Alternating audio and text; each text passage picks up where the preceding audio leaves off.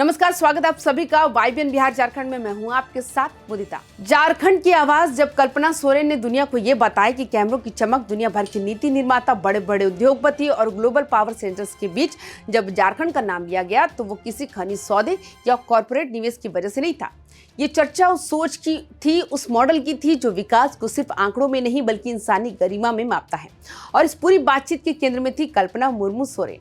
विश्व आर्थिक मंच की वार्षिक बैठक में दावोस की बर्फीली वादियों के बीच जब झारखंड पवेलियन में महिला उद्यमिता और सतत विकास पर चर्चा शुरू हुई तो माहौल कुछ अलग था। यहाँ बात सिर्फ जीडीपी ग्रोथ या मार्केट एक्सपेंशन की नहीं थी। यहाँ बात थी महिलाओं की गरिमा, उनके संसाधनों पर अधिकार और उस विकास की जो जड़ों से ऊपर उठता है।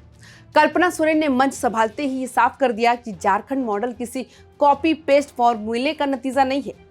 ये उस जमीन से निकला है जहां जल, जंगल और जमीन सिर्फ संसाधन नहीं, जीवन है।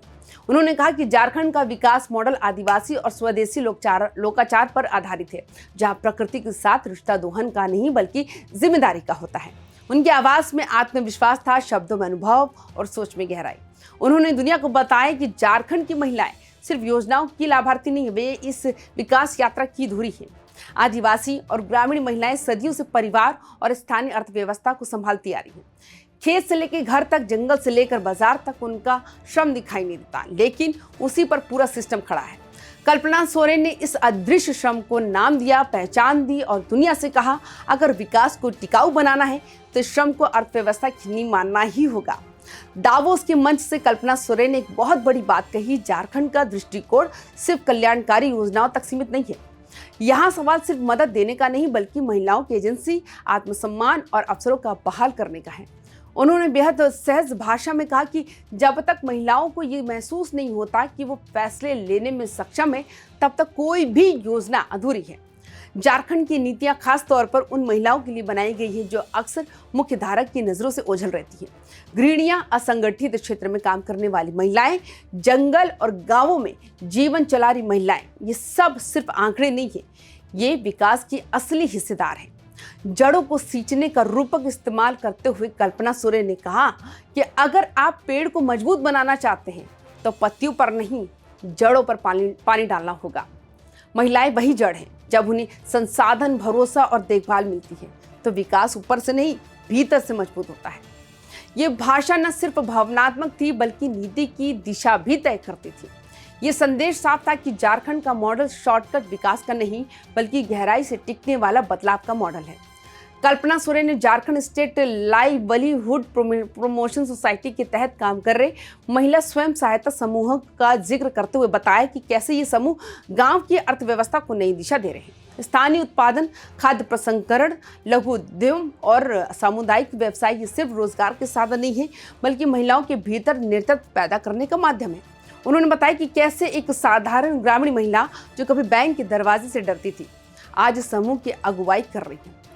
कैसे छोटे छोटे बचत समूह बड़े फैसलों की नींव बन रहे हैं और कैसे ये मॉडल महिलाओं को सिर्फ कमाने वाला नहीं बल्कि फैसले लेने वाला बना रहा है।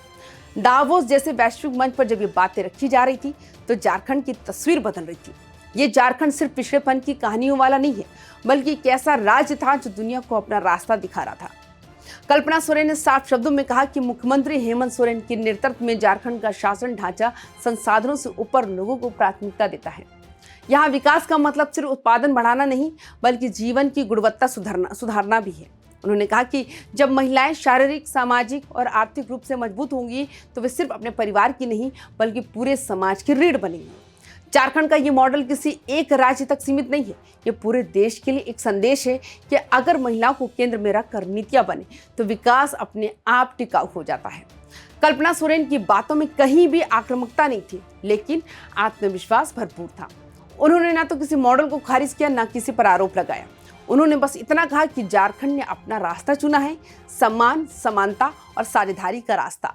अपने संबोधन के अंत में कल्पना सोरेन ने वैश्विक भागीदारों को झारखंड के साथ जुड़ने का खुला न्योता दिया।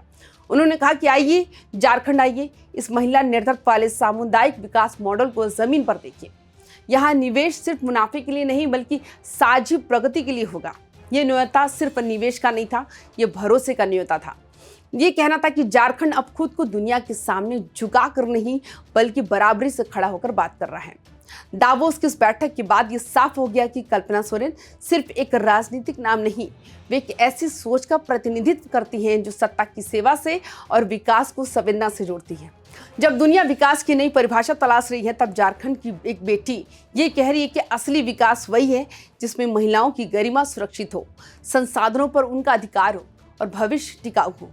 दावोस में झारखंड मॉडल का डंका सिर्फ इसलिए नहीं बजा कि वहाँ योजनाएं थी, बल्कि इसलिए बजा क्योंकि वहाँ सोच थी, और सोच की सबसे मजबूत आवाज थी कल्पना सोरेन।